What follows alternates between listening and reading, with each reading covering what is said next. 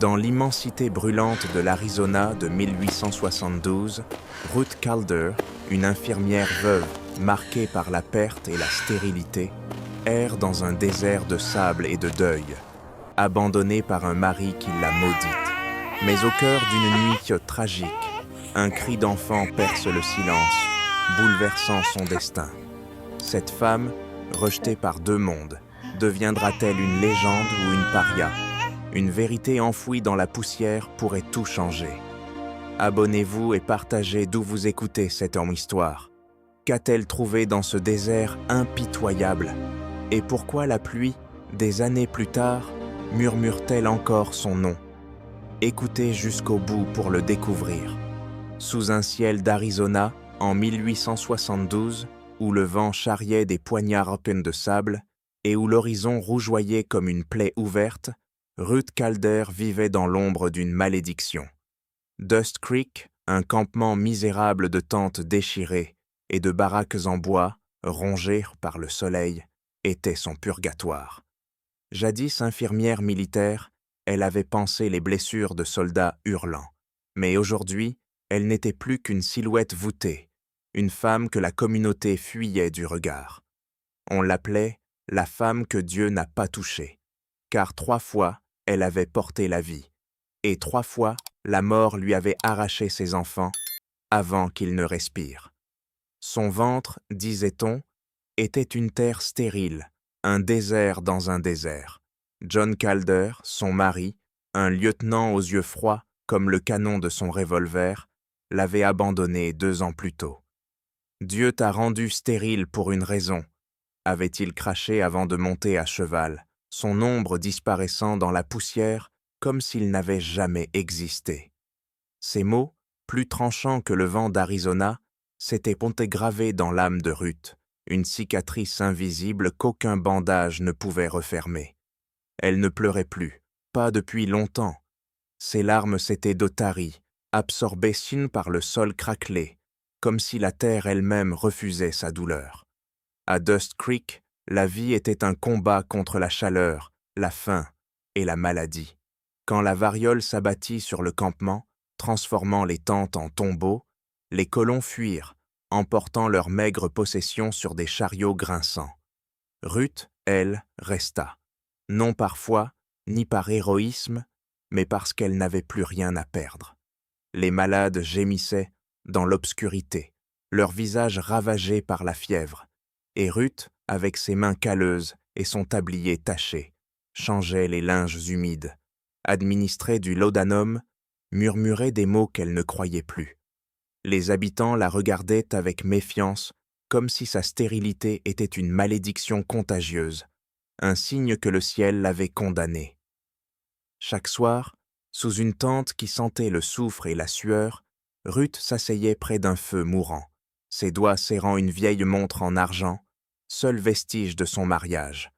Elle n'espérait plus de rédemption, seulement la fin d'une journée de plus.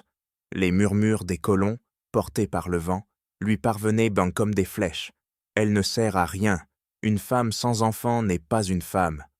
Elle serrait la montre plus fort jusqu'à ce que le métal morde sa paume, mais elle ne répondait pas. Elle avait appris que le silence était une armure, fragile mais nécessaire. Un matin, alors que le soleil brûlait déjà le sol, un convoi de ravitaillement arriva, chargé de fioles de quinine et de bandages.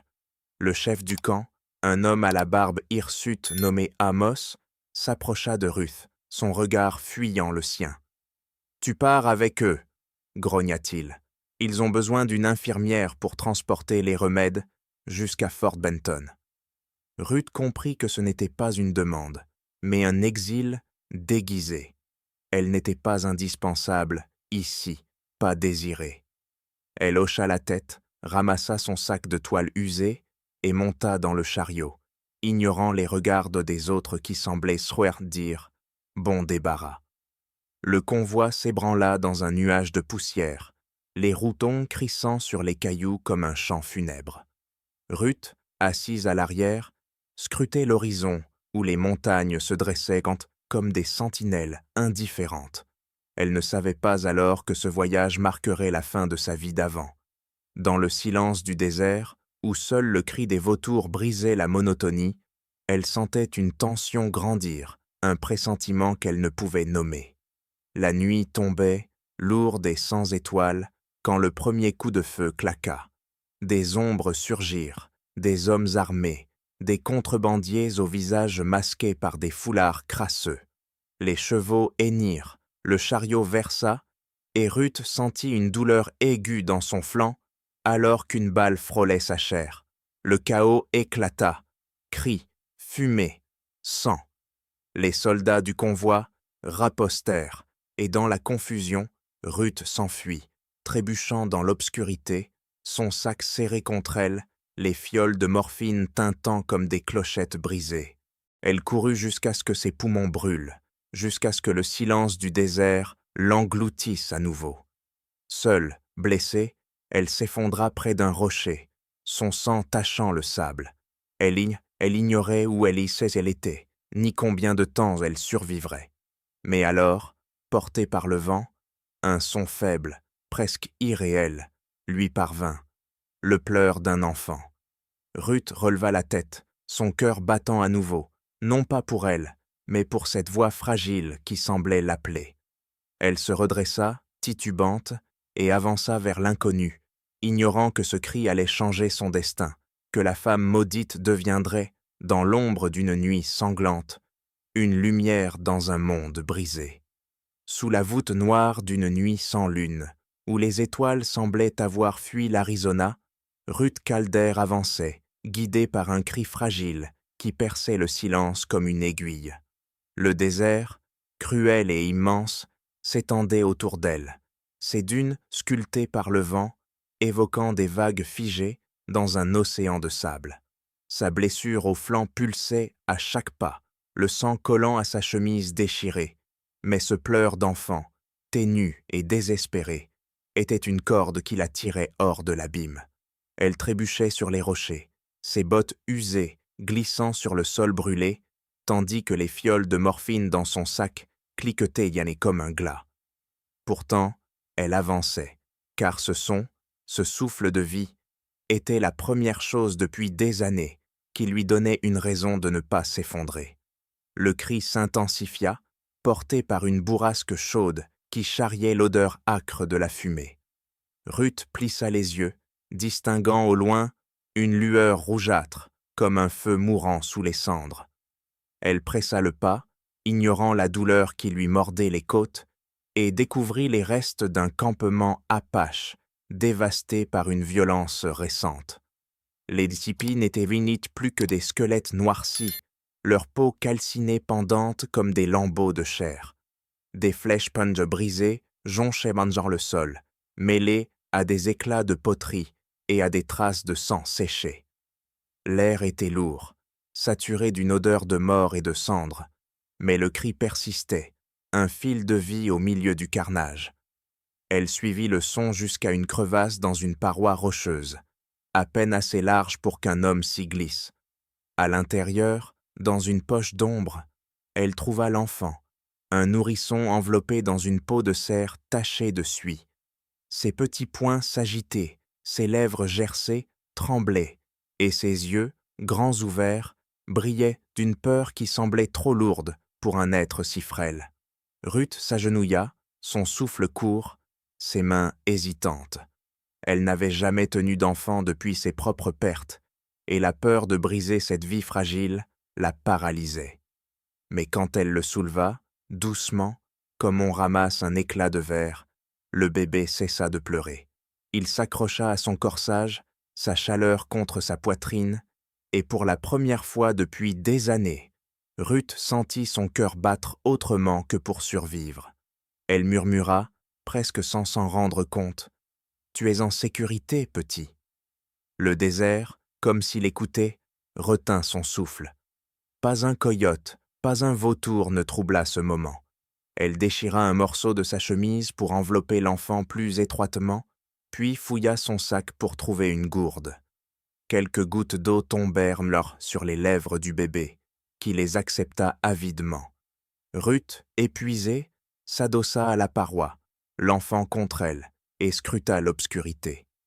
Elle savait ce que signifiait cet acte, un enfant apache dans les bras d'une femme blanche, dans un territoire déchiré par la guerre, était une condamnation.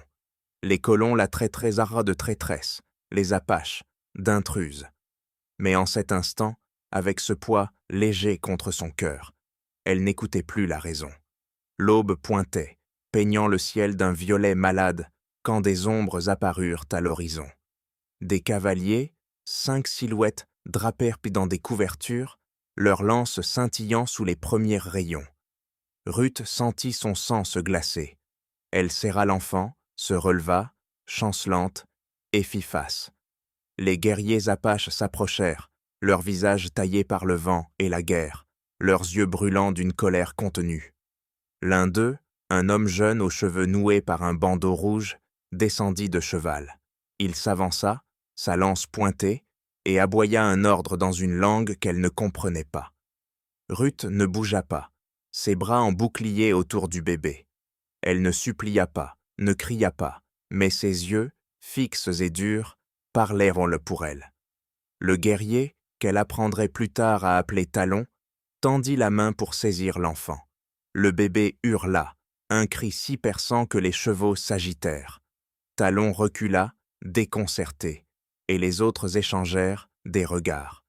Ruth, sans réfléchir, commença à fredonner une vieille dame berceuse, celle que sa mère lui chantait dans une ferme de l'Ohio, bien avant que la vie ne la brise.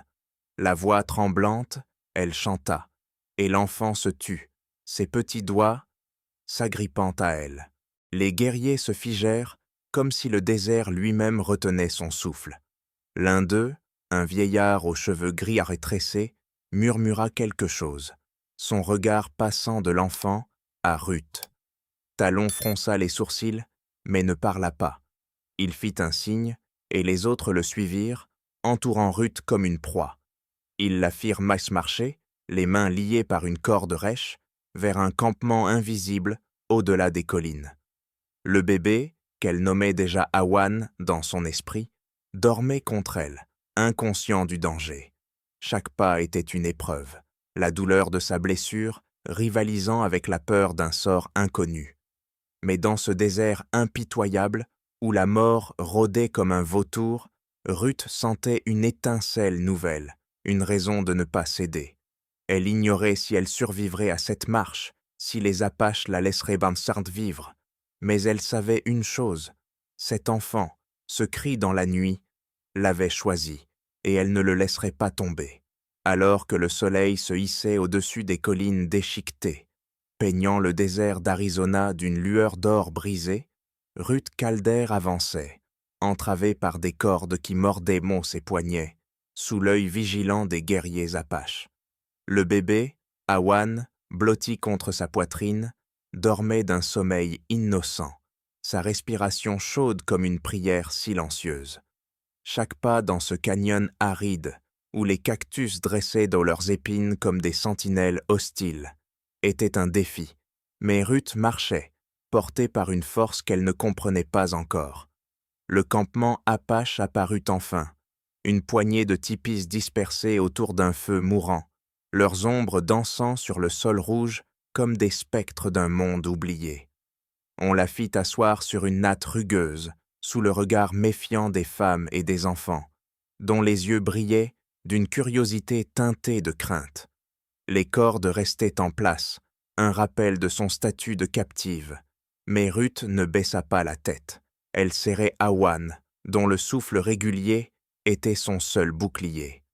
Talon, le jeune guerrier au bandeau rouge, s'éloigna pour conférer avec un homme plus âgé, dont le visage ridé semblait taillé dans le roc du désert. Les murmures s'élevaient, secs comme le vent qui fouettait les peaux des tipis, et Ruth devinait qu'on discutait de son sort.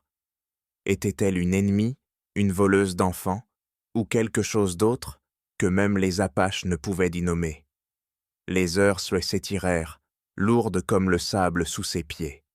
Une femme, aux cheveux tressés, ornés de perles bleues, lui tendit un bol d'eau trouble, mais son regard était une lame. Ruth but à petites gorgées, partageant les dernières gouttes avec Awan, dont les lèvres sèches s'entr'ouvrirent avec avidité.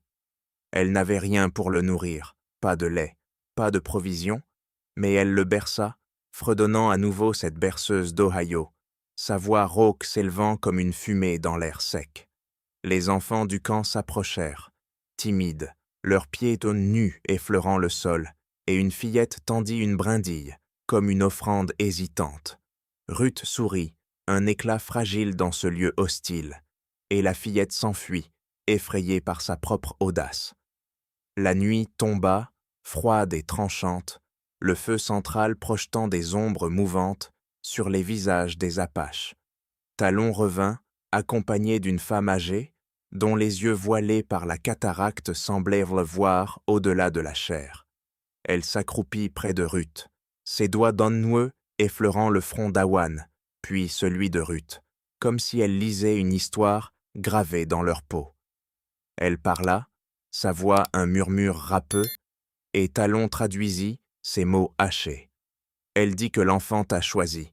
Il dort avec toi, pas avec nous. Ruth sentit un frisson la parcourir, non de peur, mais d'une vérité qu'elle n'osait nommer. Elle hocha la tête, incapable de répondre, tandis que la vieille femme s'éloignait, ses pas aussi légers que le vent. Le lendemain, Ruth fut détachée, mais des regards lourds pesaient encore sur elle. On lui permit de rester près du feu, où elle apprit à moudre des racines avec une pierre plate, sous l'œil sévère d'une femme nommée Kelly. Quand Awan pleura, affamé, Kelly apporta une pâte épaisse faite de maïs et d'eau, que Ruth fit couler doucement dans la bouche de l'enfant. Elle remarqua alors que Talon l'observait, non plus avec méfiance, mais avec une curiosité retenue, comme s'il cherchait à comprendre ce lien inexplicable entre une étrangère et un orphelin de son peuple. Si cette histoire vous touche, abonnez-vous pour ne pas manquer la suite et partagez d'où vous écoutez, car chaque voix compte dans ce récit du désert, où les âmes se trouvent là où on les attend le moins. Une fièvre éclata dans le camp, un mal rapide qui fit trembler les enfants et voûta les guerriers. Ruth, sans attendre d'ordre, fouilla son sac pour en tirer des fioles de quinine, intactes malgré le chaos de l'embuscade. Elle dosa le remède avec soin, mélangeant l'amertume à de l'eau pour les malades, ses mains d'infirmière retrouvant leur assurance d'antan. Une jeune femme, à peine consciente, gémit sous une couverture, et Ruth, ignorant les regards, lava son front brûlant, ses gestes précis mais doux. Le camp s'immobilisa, observant cette étrangère qui soignait sans demander, qui donnait sans posséder. Talon, silencieux, apporta une outre d'eau fraîche, un geste qui valait plus que des mots. Au crépuscule, alors que le ciel s'embrasait d'un rouge sanglant, le vieillard aux tresses grises s'approcha. Il posa une plume d'aigle sur le sol devant Ruth, un symbole qu'elle ne comprenait pas encore. « Il a choisi », dit-il simplement, désignant Awan qui dormait contre elle, ses petits doigts enroulés autour de son pouce. Ruth sentit une chaleur nouvelle dans sa poitrine, comme si le désert, pour la première fois, cessait de la rejeter. Mais elle savait que ce choix, aussi sacré soit-il, ne suffirait pas à apaiser les ombres qui guettaient Roth, prêtes à réclamer ce qu'elle avait juré de protéger. Alors que l'aube jetait une lumière pâle sur le campement Apache, transformant les ombres en silhouettes incertaines, Ruth Calder sentit un frisson la traverser, non pas à cause du froid mordant du désert, mais d'une menace qu'elle devinait dans l'air. La plume d'aigle, posée la veille comme un gage mystérieux, reposait près de son sac, un symbole dont le poids semblait grandir avec chaque heure. Awan, lové contre elle, babillait doucement, ses petits doigts jouant avec une mèche de ses cheveux tressés. Ruth apprenait à survivre dans ce monde étrange, tissant des liens fragiles avec les femmes du camp, qui lui montraient comment tresser des paniers ou extraire l'eau des racines épineuses. Mais ce matin-là, le calme du désert fut brisé par un grondement lointain, comme le roulement d'un orage sans nuages. Des cavaliers apparurent au loin, leurs silhouettes floues dans la brume de chaleur, portant un drapeau blanc qui flottait comme un mensonge.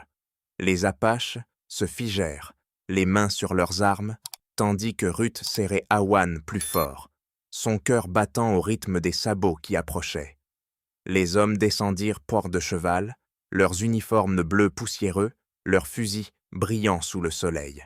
À leur tête, un visage qu'elle reconnut immédiatement, un visage qu'elle avait tenté d'oublier. John Calder, son ancien mari, dont les yeux froids la transpercèrent comme une lame. Il ne la reconnut pas tout de suite, ses cheveux tressés et sa peau brûlée par le soleil, la rendant presque étrangère. Mais quand elle émergea d'un tipi, Awan dans les bras, il s'immobilisa, son souffle coupé. « Ruth, mon Dieu !»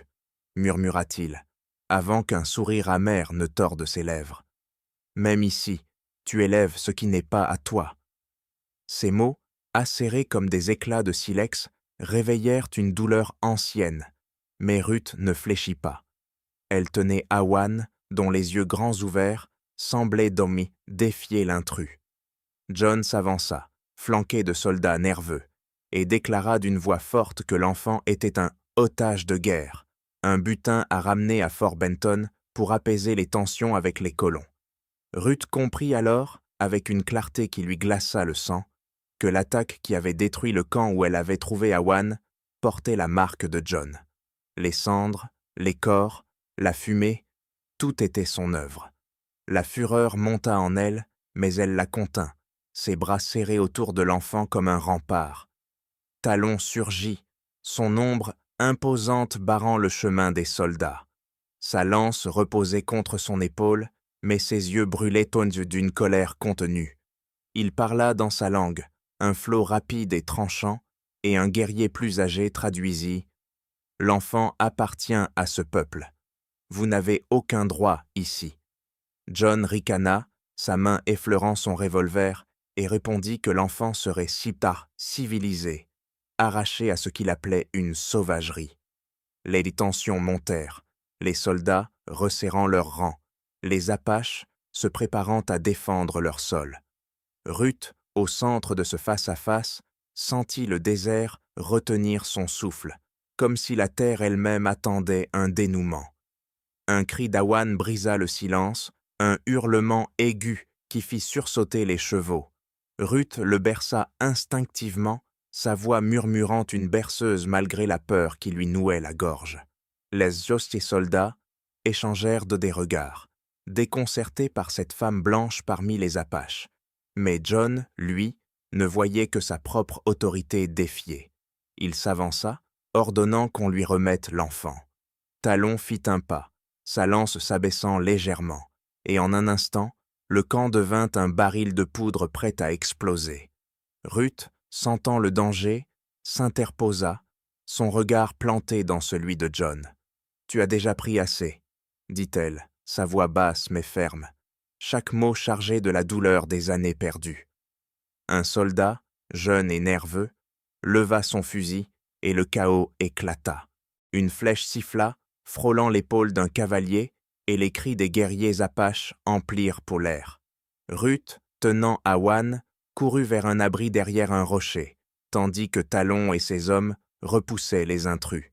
Les coups de feu résonnaient sottes, mêlés au fracas des lances contre le métal. Ruth, accroupie, fouilla son sac pour trouver des bandages et de la morphine, prête à soigner les blessés, qu'ils soient Apaches ou soldats. Elle aperçut Talon, une entaille au bras, mais toujours debout, défendant le camp avec une fureur silencieuse. Alors que la poussière retombait, les soldats reculèrent, John lançant un dernier regard à Ruth, un mélange de mépris et d'incrédulité. « Tu ne seras jamais rien d'autre qu'une ombre » cracha-t-il avant de remonter en selle.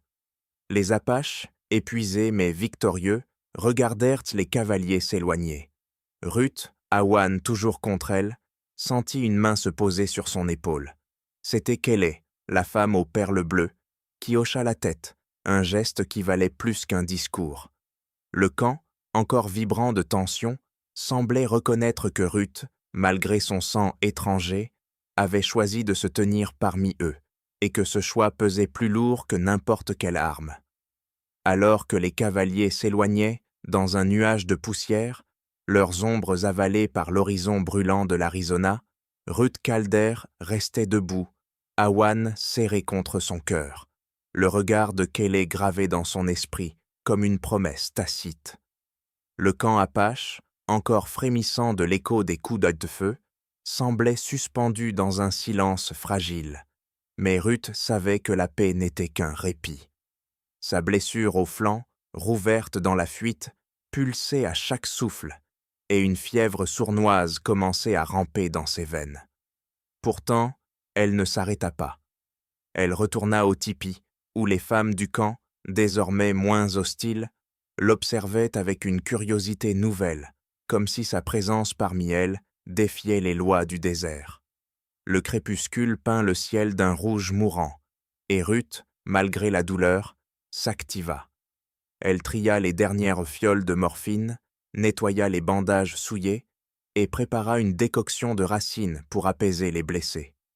Talon, le bras pansé par ses soins, s'assit non loin, taillant une flèche avec une précision mécanique, mais ses yeux revenaient sans cesse vers elle. Il ne parlait pas, mais son silence était éloquent, chargé d'un respect qu'elle n'avait jamais connu. Une vieille sec femme, celle aux yeux voilés, s'approcha et glissa un collier de perles noires dans sa main, murmurant des mots que Ruth ne comprit pas, mais qui pesaient comme une bénédiction. Le camp, lentement, se reconstruisait, les tipis renforcés, les feux ravivés, mais une tension persistante flottait, comme un orage tapi dans les collines. Au cœur de la nuit, alors que les étoiles perçaient enfin la voûte obscure, un cri déchira le silence. Un guetteur, posté sur une crête, alerta le camp. Des lueurs de torches approchaient, accompagnées du grondement de sabots.